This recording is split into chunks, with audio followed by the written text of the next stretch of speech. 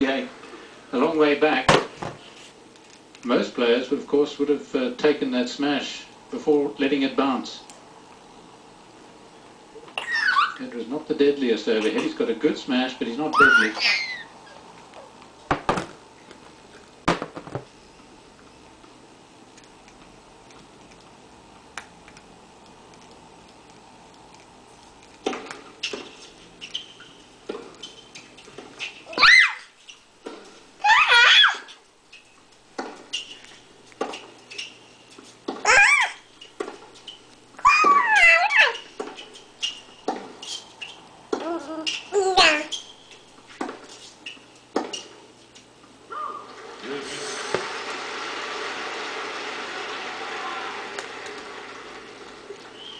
Just listen to the sound of the hit of the modern man's racket.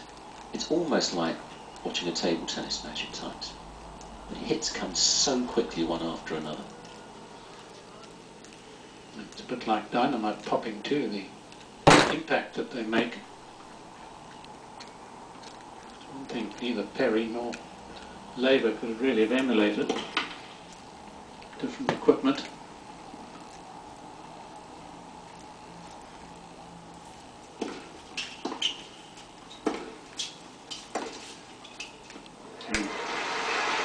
It's shortening the angle, and of course he's got that masterly control of the forehand.